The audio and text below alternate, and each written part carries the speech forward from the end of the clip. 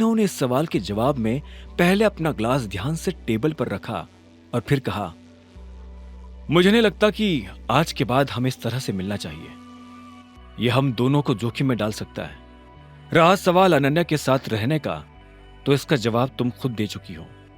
मुझे अनन्या से प्यार है या नहीं, इस बात का मैं यही जवाब देना चाहूंगा कि मेरी जिंदगी से प्यार शब्द कब का गायब हो चुका है। अब मेरा ध्यान सिर्फ अपने मकसद पर है।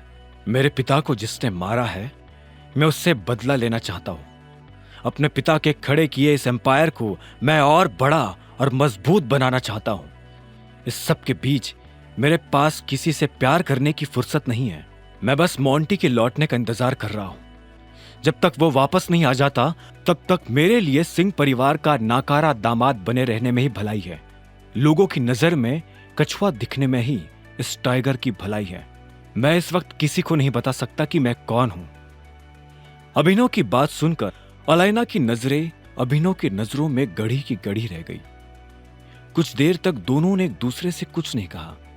आखिर में अलाइना ने एक गहरी सांस ली और बोली, प्यार किसी की जिंदगी से गायब नहीं हो सकता अभिनव। आप प्यार से भाग सकते हो, लेकिन वो आपको हमेशा पकड़ ही लेता है।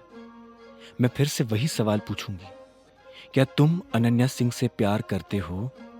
नहीं, मैं उससे प्यार नहीं करता। और हां, अगली बार अगर तुम्हें मुझसे मिलना हो तो मुझे किसी होटल में या क्लब में बुलाना। मैं यहां नहीं आ पाऊंगा। यह सुनते ही अलाइना अभिनव की आंखों में देखने लगी। अभिनव को अलाइना की आंखों में हल्की सी उदासी नजर आ रही थी।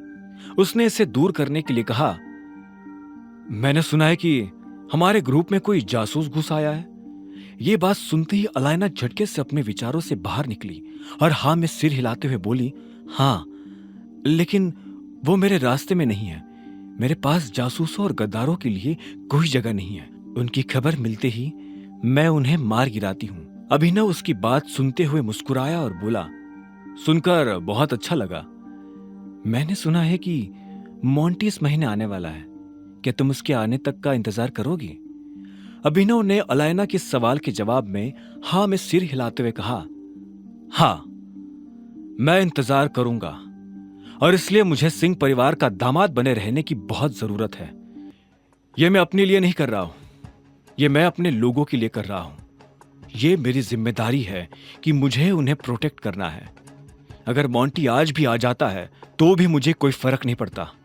मैं तब तक अपनी पहचान लोगों के सामने नहीं लाऊंगा जब तक कि वो जासूस हमारे सामने नहीं आ जाता। जिस तरह से मेरे पापा की मौत हुई थी, मैं उस तरह से नहीं मरना चाहता।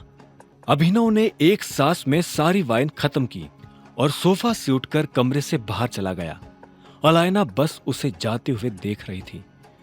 अभिनव जब अनन्या के घर पहुंचा तो उसे आने में काफी देर हो गई थी। रात हो चुकी थी और अलाइना के घर कुछ भी ना खाने की वजह से उसे काफी भूख लग रही थी। उसने घर में आते ही मेड को आवाज दी, लेकिन एक भी मेड उसकी बात का जवाब नहीं दे रही थी। अब क्या करूं? हाँ, एक काम करता हूं, खुद ही खुद के लिए कुछ बना लेता हूं। अभिनव ने अपने आप से कहा और खुद ही रसोई में चला गया। वो अपने लिए पराठे बनाने वाला था। उसने रसोई में आकर अलमारी खोलकर आटा ढूंढना शुरू कर दिया था। उसे आटे का डिब्बा मिला तो उसने डिब्बे को प्लेटफॉर्म पर रखा और आटा गूंथने के लिए थाली ढूंढने लगा। वो इस बात से अनजान था कि जब वो ये सब कर रहा था तब वहां काफी शोर हो रहा था। अचानक से उसे किसी के पैरों की आवाज सुनाई दी। जैसे ही अभिनव ने पलटकर देखा तो पाया कि शर्मिला उसके सामने खड़ी थी। तुम मेरी रसोई में क्या करने की कोशिश कर रहे हो? शर्मिला ने तीखी और कड़क आवाज में पूछा। अभिनव ने उसे देखा और एक गहरी सांस लेते हुए बोला, भूख लगी है, पराठे बना रहा हूं। कोई जरूरत नहीं है। तुम्हें भूख लगी है ना, तो भूख लगी रहने दो। तुम्हें कुछ भी बनाने की जरूरत नहीं है, क्योंकि मैं तुम्हें कुछ नहीं बनाने दूंगी। ये मेरी रसोई है। अब मेहरबानी करके यहाँ से बाहर निकलोगे? लेकिन मुझे सच में भूख लगी है। अगर तुम अपने आप से यहाँ से बाहर नहीं निकले तो मुझे मजबूरन गार्ड्स को बुलाना पड़ेगा। वो तुम्हें धक्के मारकर यहाँ से बाहर निकालेंगे, शर्मिला ने हल्की सी ऊंची आवाज में कहा। अभिनव ने पहले आटे के खुले डिब्बे को देखा और फिर से गहरी सांस लेकर रसोई से बाहर निकलने लगा। इससे पहले कि वो बाहर निकल पाता, पीछे से शर्मिला ने फिर से चिल्लाते हुए कहा, मैंने तुम्हें जो कहा था उसे भूलने की गलती भी मत करना। तुम मेरे दामाद नहीं हो, मतलब नहीं हो, मतलब नहीं हो। मेरा दामाद सिर्फ चिराग है, चिराग, और वो बहुत जल्दी तुम्हें यहां से भगाकर तुम्हारी जगह पर आकर बैठ जाएगा। अगर तुम्हें लगता है कि तुम इस घर का या इस परिवार का हिस्सा हो, तो इस गलतफहमी को जितनी जल्दी हो सकी उतनी जल्दी अपने दिमाग से निकाल देना। अभिनव को शर्मिला के मुंह से ऐसी कड़वी बातें सुनने की आदत हो गई थी, इसलिए उसने कुछ नहीं कहा। वो बस अनन्या के कमरे के दरवाजे के बाहर आकर खड़ा हो गया था। अंदर से अनन्या के जोर जोर से हंसने की आवाजें आ रही थी। अभिनव ने जब अनन्या के हंसने की आवाज सुनी तो उसने धीरे से कमरे का दरवाजा खोल दिया और धीरे से कमरे के अंदर चला आया।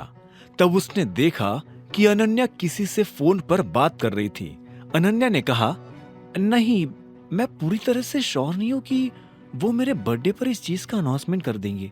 हाँ हाँ, अरे मैं बता तो रही हूं कि कॉन्ट्रैक्ट फाइनल हो गया है, और सच में मैंने जो इसे फाइनल करवाने में एफर्ट्स डाले थे, दादाजी ने उसे एक्नॉलेज किया है।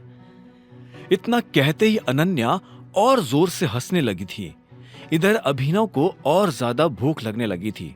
वो जल्दबाजी में अलाइना के घर से उठकर तो आ गया था, लेकिन अब उसे इस बात का पछतावा हो रहा था कि उसने वहां कुछ खाया क्यों नहीं। लेकिन अब कुछ नहीं हो सकता था। वो धीरे से अनन्या के बिस्तर की दूसरी तरफ आकर बैठा और कंबल ओढ़कर लेट गया। तब तक अनन्या की नजर अभिनव पर पड़ चुकी थी। उसने फोन पर कहा, चल चाहत, मैं तुझसे बाद में बात करती हूँ, अभिनव आ गया है। और इतना कहते ही वो अभिनव की तरफ पलट गई। जैसे उसकी नजर अभिनव से मिली तो उसकी आंखों की चमक गुस्से में बदल गई और उसने कहा, तुम्हारी हिम्मत कैसे हुई मेरे पलंग पर आकर लेटने की? प्लीज, मैं आज इस मसले पर कोई बहस नहीं करना चाहता हूं। मुझे बहुत भूख लगी है। मैं इधर कोने में दुबक कर सो जाऊंगा। प्रॉमिस करता हूं, मैं तुम्हें टच भी नहीं करूंगा, ठीक है? अभिनव की चिढ़ उसकी आंखों में साफ नजर आ रही थी। अनन्या ने उसे एक सेकंड के लिए देखा और बोली, तुम भूखे हो? क्यों? घर आने से पहले तुम कुछ खाकर नहीं आए थे? अभिनव ने ना में सिर हिला दिया। अनन्या ने गहरी सांस ली और बोली, ओ हाँ, तुम कहां से खाओगे? तुम्हें तो अकरम सर ने जो एडवांस दिया था उसे तुमने सूट खरीदने में उड़ा दिया था। खाने से ज्यादा तुम्हारे लिए छा जाना जरूरी था, है ना? क्या होगा तुम्हारा अभिनव? मेरा जो होगा वो हो जाएगा, पर अभी अगर तुम्हारा हो गया हो तो मैं सो जाऊं? अभिनव ने पूछा। उसकी चिढ़ बढ़ती ही जा रही थी। इससे पहले कि वो सो पाता, अनन्या ने कहा, तुमने किसी मेड से कहा कि तुम्हें भूख लगी है, या तुम ऐसे ही भूखे मरना पसंद करोगे? तुम्हें क्यों मेरी इतनी चिंता हो रही है? अभिनव ने ताना कसते हुए पूछा। मुझे चिंता? और वो भी तुम्हारी? मुझे तुम्हारी कोई चिंता नहीं हो रही है। अगर तुम भूखे मरे तो इसमें नुकसान तुम्हारा ही होगा, और तुम्हारे मरने पर मुझे बुरा लगेगा, क्योंकि मैं तुम्हें सिर्फ अपनी जिंदगी से बाहर करना चाहती हूं, इस दुनिया से नहीं। चलो उठो और मेरे साथ आओ, अनन्या ने कहा और अपनी जगह से खड़ी हो गई। अभिनव हैरान था। उसे समझ नहीं आ रहा था कि अनन्या उसे कहां ले जा रही थी। इतने में अनन्या ने उसे चलने का इशारा किया तो अभिनव उसके पीछे पीछे बढ़ने लगा। अनन्या का उसे इस तरह से ले जाना अभिनव को अजीब लग रहा था। अनन्या मेड के कमरे के पास आकर खड़ी हो गई थी। उसने जैसे दरवाजा खटखटाया तो तुरंत 3 मेड कमरे से बाहर निकलकर उसके सामने आकर खड़ी हो गई थी। अभिनव ने देखा कि अनन्या उन तीनों से कुछ बात कर रही थी। 15 मिनट, अगर 15 मिनट से 1 मिनट भी ऊपर गया तो मैं एक आदमी को भूखा मारने के जुर्म में तुम तीनों को जेल भिजवा दूंगी, अनन्या ने फरमान जारी करते हुए कहा। अभिनव को उसका ये रूप देखकर हंसी आ रही थी। Thank you. मैंने जो तुम्हारे लिए किया उससे अगर तुम सच में ग्रेटफुल फील कर रहे हो और मेरे लिए कुछ करना चाहते हो तो प्लीज जल्द से जल्द इस शादी को खत्म करो। अगली सुबह अनन्या अपने काम पर जाने के लिए तैयार हो गई थी। अभिनव को सोने में देरी हो गई थी, क्योंकि उसे खाना 15 मिनट में नहीं बल्कि 1 घंटे में मिला था। अभिनव चाहता तो वो अनन्या से मेड की शिकायत कर सकता था, लेकिन उसने अपने आप को रोक लिया था। जैसे ही अभिनव की नींद खुली तो उसने देखा कि अनन्या महंगी सी ड्रेस पहने तैयार हो चुकी थी। अभिनव ने उसे देखकर कहा, गुड मॉर्निंग। तुम्हारे लिए होगी मॉर्निंग गुड, मेरे लिए नहीं है। यह कोई टाइम है आदमी के उठने का? जब वो तैयार होकर कमरे से बाहर आया तो उसने देखा कि सारा परिवार डाइनिंग टेबल पर नाश्ता करने के लिए बैठ चुका था। अभिनव इसी बात से खुश हो गया था कि वो भी उन लोगों के साथ खाने बैठ सकता था। आज सनी भी उन लोगों के साथ बैठकर नाश्ता कर रहा था। जैसे ही सनी की नजर अभिनव पर पड़ी तो उसने हंसते हुए कहा, अरे देखो जरा, जीजाजी आ गए। अभिनव सनी को वहां देखकर हैरान हो गया। उसने अपने आप को संभाला और डाइनिंग टेबल के पास आकर बोला, गुड मॉर्निंग एवरीवन। मॉर्निंग, सभी ने बड़बड़ाते हुए कहा। क्या बात है, ससुराल में आते ही जीजाजी तो झोपड़पट्टी से लग्जरी फ्लैट हो गए हैं। ये सूट तुमने इसे खरीद कर दिया है अनन्या? आगे की कहानी जानने के लिए देखें अगला एपिसोड सिर्फ पॉकेट एफएम के यूट्यूब चैनल पर, और द रिटर्न ऑफ टाइगर के सारे एपिसोड्स को सुनने के लिए डिस्क्रिप्शन में दी लिंक से डाउनलोड करें पॉकेट एफएम ऐप।